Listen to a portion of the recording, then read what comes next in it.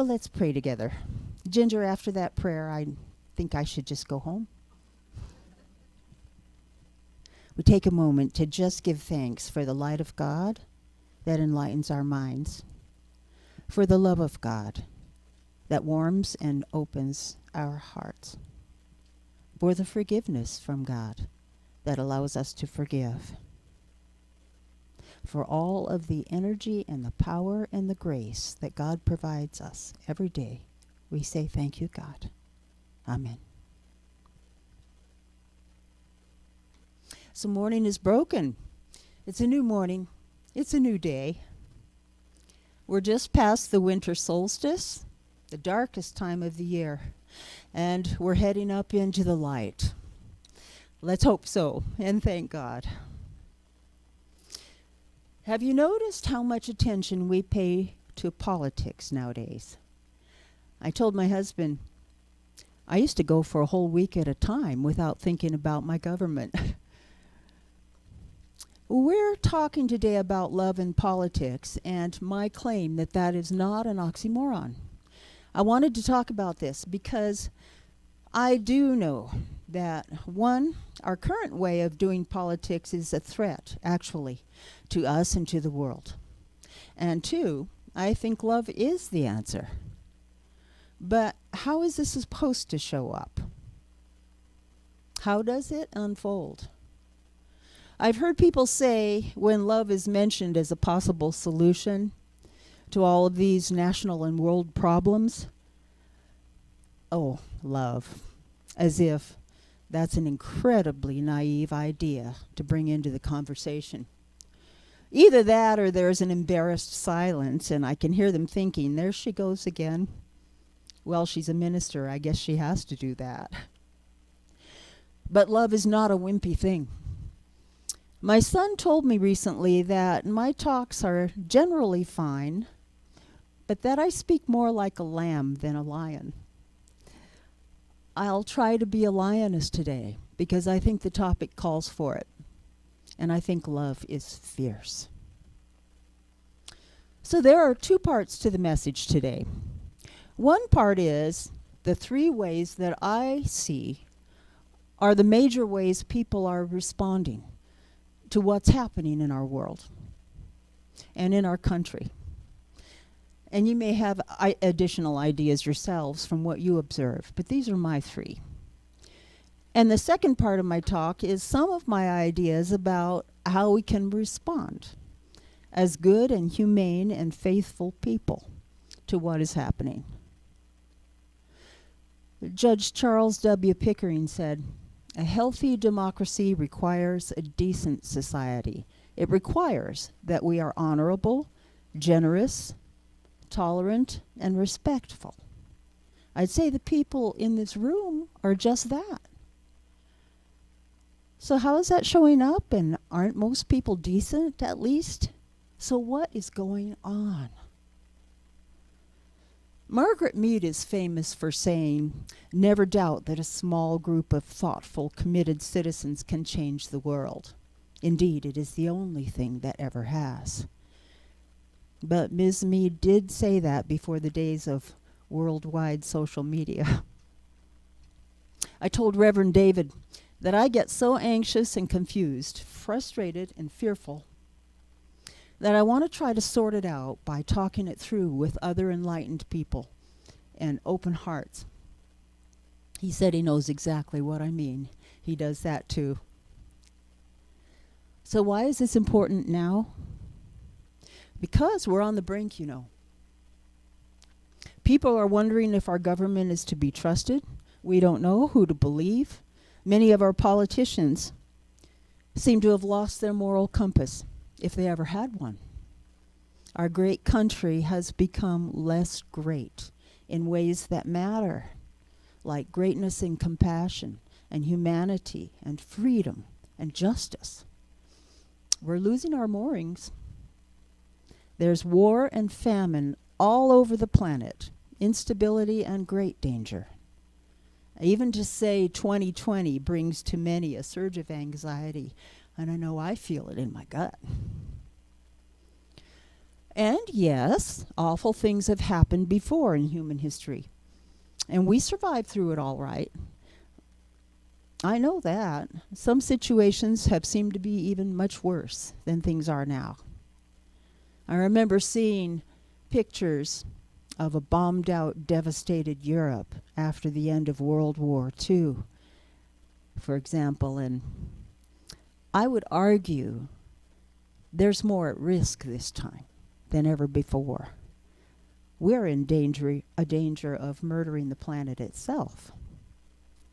And I'll add that the increase in partisanship that prevents anything getting done about all this is particularly shocking to those of us who were brought up to believe in our government and the rule of law and our Constitution, and generally speaking, the good intentions and commitment to service of our elected officials. So, all of that darkness, let's start with a couple of definitions if we're going to talk about love and politics. The Latin root of the word politics means of the people. It's simple. In everyday life, the term politics refers to the way that countries are governed and to the ways that governments make rules and laws, making decisions that apply to a group of members. Politics is the way that people living in groups make decisions. It is an expression of our collective behavior. And love. I'm going to diverge from the dictionary definition of love, which is something like an intense feeling of deep affection. Okay then, let's call it what it is, the ground of our being. Everything that is sacred, creator and creation, including us. It is what connects and powers the universe. Desjardins said, "It assails us, penetrates us, and molds us. We live steeped in its burning layers. It is the source of everything. Radical unity, pure beingness, the essence of joy, the fabric of the universe, the center of our being." I don't hear any oxymorons there yet, do you? But clearly love and politics are not the same thing. In fact, it's clear that one should be grounded in the other. And the second part of what we'll talk about today, how do people respond to the abundantly clear fact that our politics does not currently seem to be grounded in love? The first way is to become an activist, and there are so many splendid examples of activists who have changed our world. Two come to mind immediately: Dr. Martin Luther King Jr., Mahatma Gandhi. But men seem to get a lot more press. So let me talk about a woman activist that I'd never heard about until just recently. Her name was Mary McLeod Bethune. Daughter of former slaves, living in Jim Crow South, extremely bright, eager to learn. When she picked up a book as a child, she was told by a white child that she was not allowed to read and to put that book down. That and many other events determined Mary to become educated and to make sure that all people who wanted to learn were not prevented by the society nor by the conditions they lived in. Here's what she did. 2 decades after the end of the Civil War, when Mary was 10, a school was opened by a black missionary for black kids in South Carolina. Mary's parents could only afford to send one child, and they picked Mary. She walked 5 miles to and from school. She earned a scholarship and left home at 13. Then she earned a second scholarship to a Bible school. She wanted to be a missionary to Africa, but the Presbyterian Church did not allow black missionaries at that time. So Mary taught school at her former school and then some other schools. She married and worked selling insurance to help support her family. And in 5 years had saved enough money to open her first school for black girls, purposely choosing for her location a poor neighborhood in a Jim Crow city and in a state where blacks were routinely lynched. She then included black adults at night, teaching them what they needed to know to pass the literacy test to vote. She solicited funds from wealthy white Northerners like the Rockefellers and the Carnegies. And she got them to support full accreditation for the colleges she started for both black women and men. Her story goes on from there, and I could talk for an hour about her alone. Threatened by the Ku Klux Klan many times, she just kept going, opening hospitals for black people who could not get medical care in white hospitals, and nursing schools for black women, and leading voting registration drives. She became the president of the National Council of Negro Women, worked in FDR's administration in a subsection of the New Deal for blacks. She served on committees for 5 American presidents. She organized the first national conference on Negro women at the White House and was vice president of the NAACP.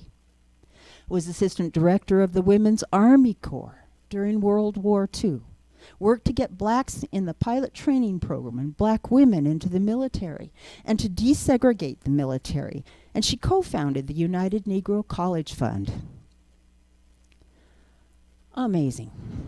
And all along, she started and ran her own successful companies, feeling strongly that she needed to be self-sufficient.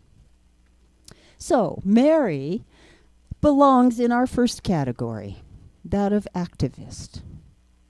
And we'll get back to her again later. But notice, she did something that was difficult to do as an activist, and that seems increasingly difficult for us right now. She crossed the aisle and made friends. Once threatened by a man with a rifle who wanted to gun down her school kids, she spoke so graciously to him, he became her friend and ended up using that rifle to protect her, saying that anyone who wanted to hurt Mary would have to go through him first. Abraham Lincoln told us that is the only way to get rid of an enemy, to make a friend of him. That's an awfully hard part of activism, making friends with people we don't understand and with whom we disagree. But we have to find a way to come together. Martin Luther King said, "What America needs is a coalition of conscience." Reaching out to others is activism. Praying is activism. Being informed is activism. And yes, I understand that people need to take a break sometimes from the awfulness. But that's not the same as opting out. It is sometimes incredible to me how blind and self-serving human beings can be. Our second category of responses is withdrawal. Like the 3 monkeys. I don't want to hear about it. I don't want to see it. I don't want to talk about it. Bill Maher said, "Freedom isn't free. It shouldn't be a bragging point that, oh, I don't get involved in politics, as if that makes someone cleaner. No, that makes you derelict of duty in a republic. Liars and panderers in government would have a much harder time of it if so many people didn't insist on their right to remain ignorant and blindly agreeable." And Dante put it even more strongly.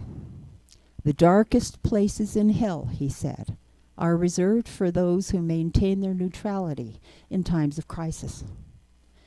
And if the kingdom of heaven is within us, so is the kingdom of hell."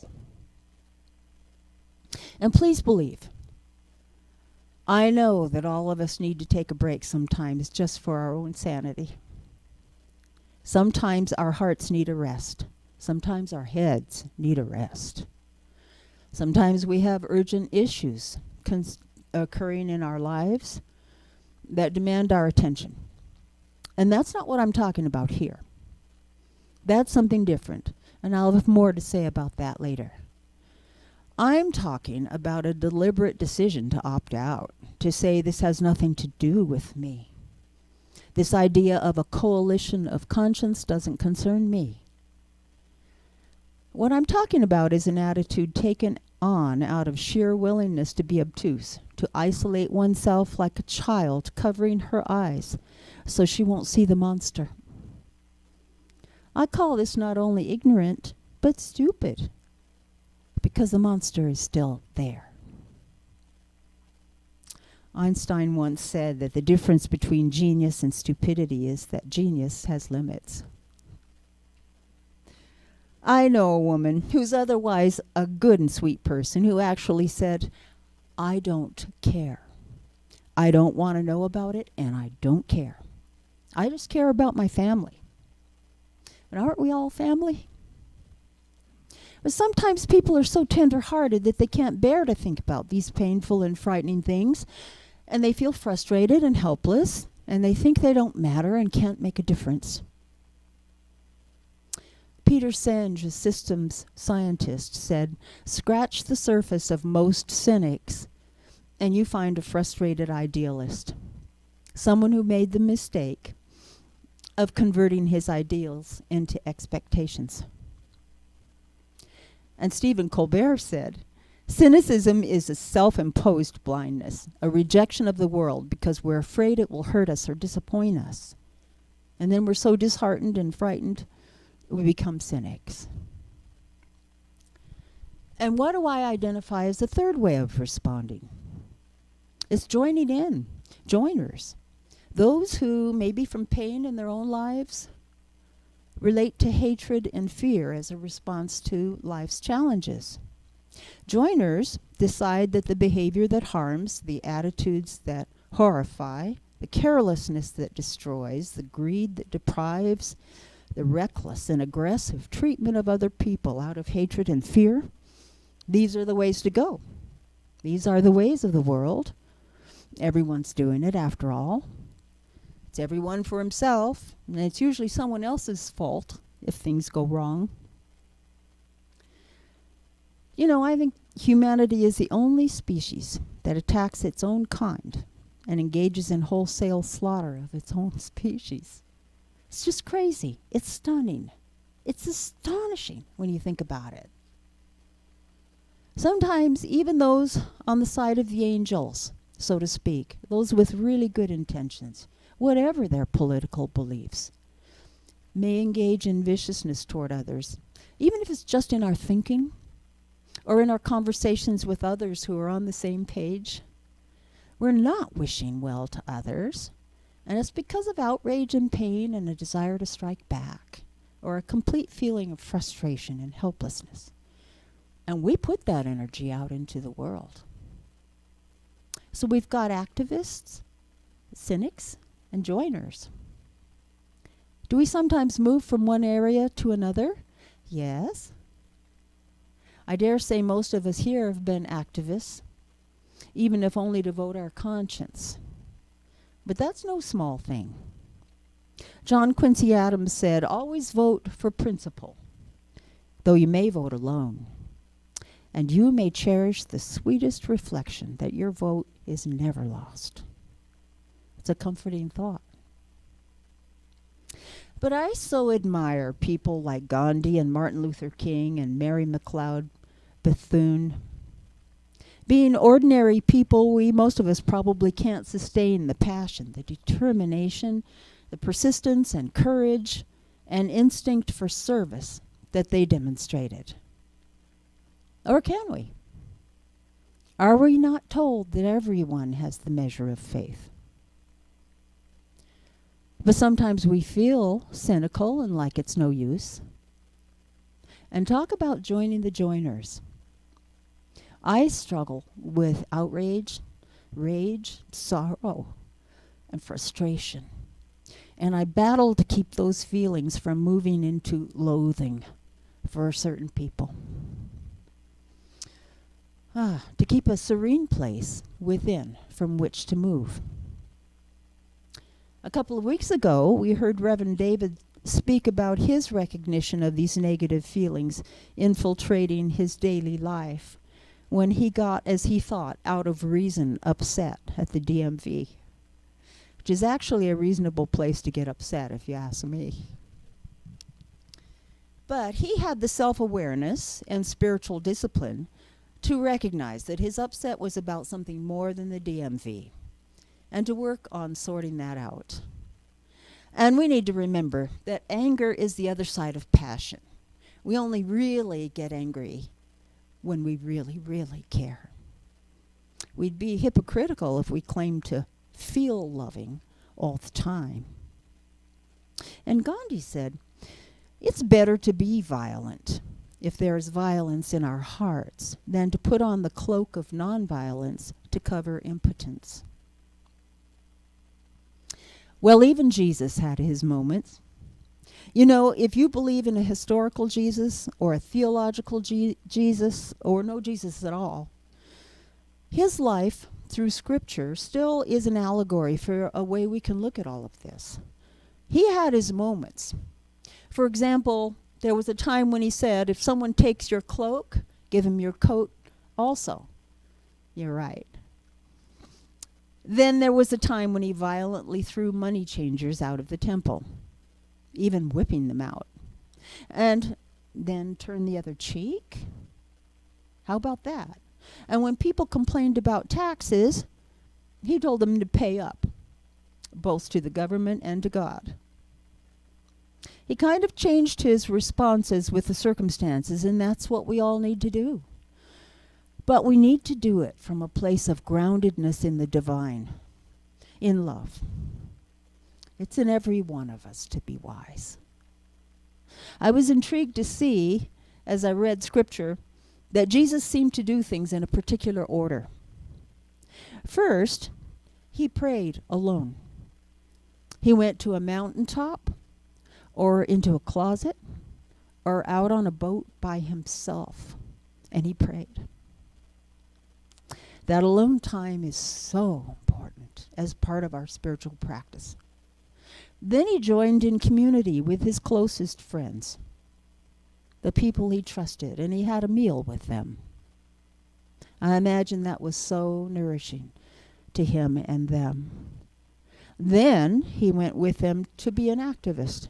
He healed people and he fed people. And only when he had done all that, having earned the right, he sat down to teach them, to share the light that he was. We could maybe use that as a template for ourselves, for our own spiritual practice, to keep us grounded and listening, maybe. We can't hear God's guidance if we don't stay connected to the divine. We are called to be stewards of what we have been given, and that is a tender and holy contract with God. Each one of us has. That's why I want to give a call to arms. Why I want to say, with all the fierceness in me, it is time for each of us to do what love would have us do. It reminds me of a hymn that my husband and I sang for my sister on the day she was ordained. Some of the words are, "Here I am, Lord. It is I, Lord. I have heard you calling in the night. I will go, Lord, where you lead me. I will hold your people in my heart." We are called every day. Are we listening? What are we called for? Are we called to be patient, or to pray, or to go to a rally, or call a politician, or write a letter? Are we called to listen to the news, to talk to a neighbor, to wish all people well, to stay in bed and take care of ourselves? Buddha said, you yourself, as much as anybody in the entire universe, deserve your love and affection. And for those who seem beyond our love, I'm returning to the negative feelings again here, you see. How do we forgive them? Do they deserve redemption? When we wish all people well, say that we forgive them, that has to include the people who do terrible things. For one thing, We cannot completely condemn when we don't completely understand. And that total understanding belongs to God, belongs to love. And forgiveness, as you know, is for ourselves primarily. The giving up of the negative emotions that burn like a hot coal, as the Buddhists say. But it's also for the forgiven, because it is part of what leads to redemption. We've seen just recently a couple of court cases where family members of murdered loved ones have extended forgiveness, have even hugged the perpetrators of terrible deeds. We saw astonishment and joy and tears on the faces of the forgiven. But it doesn't end there. Redemption is no fun thing. It's not walking away from the confessional saying, "Whew, glad that's over with. Now I can feel okay because I've been forgiven." I don't think confession was ever meant to be that. Confession is just the first part of the shocked acknowledgement of what we have done, having to say it out loud. Then comes the awful, grievous turning around and facing it, and making the long, painful walk back to love. It is not a fun process. I wish redemption for all the people I'm angry with and outraged by. No worries. Love will tell us if we're listening. Ram Dass said, "The quieter you become, the more you can hear." What we are called to may not be easy. There are no promises there. But with love powering us, we do have the measure of faith. I'll end today with the words that Mary McLeod Bethune wrote in her last will and testament. "I leave you love. I leave you hope. I leave you the challenge of developing confidence in one another. I leave you a thirst for education. I leave you a respect for the use of power. I leave you faith. I leave you racial dignity. I leave you a desire to live harmoniously with your fellow men. I leave you a responsibility to our young people." As activist and author L.R. Nost said, "So love. Love intentionally, extravagantly, unconditionally. The broken world waits in darkness for the light that is you." God bless you. And now it's time for our meditation. So I invite us to just get comfortable in our seats. Close your eyes if you feel comfortable doing that. This is the Buddhist loving kindness meditation.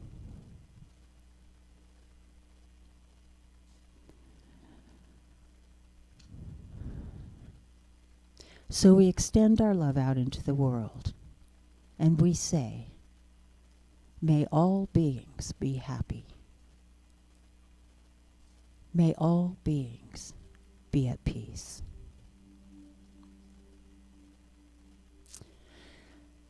And we say for ourselves, "May I be happy. May I be at peace."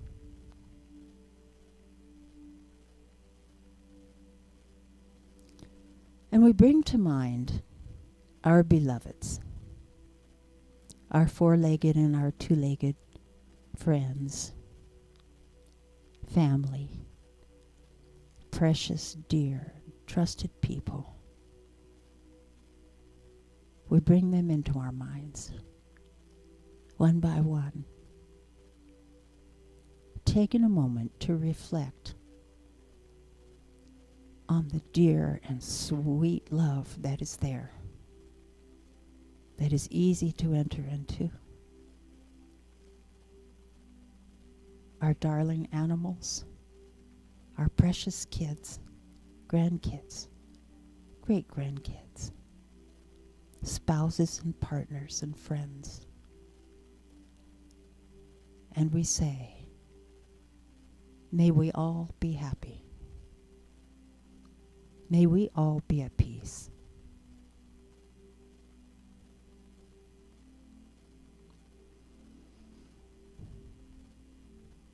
And we bring to mind a wider set of beings. All of the people that we don't know. Our next door neighbors, the people down the street, the people at work. And we say, may they be happy. May they be at peace.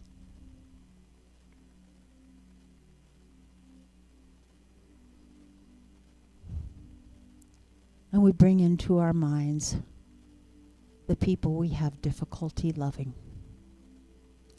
the people we don't understand, the people we're angry at, the people we don't trust who have caused us sorrow, whether on a personal basis or in a more existential way. And we say, may they be happy. May they be at peace.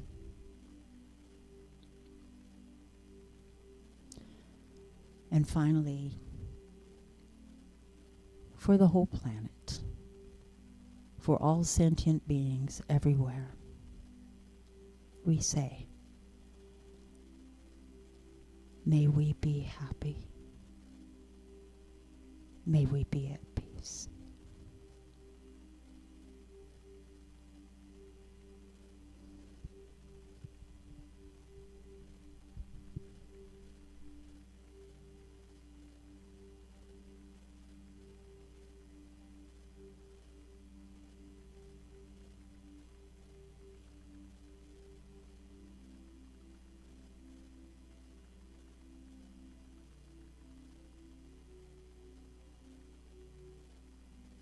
And singing the Lord's Prayer.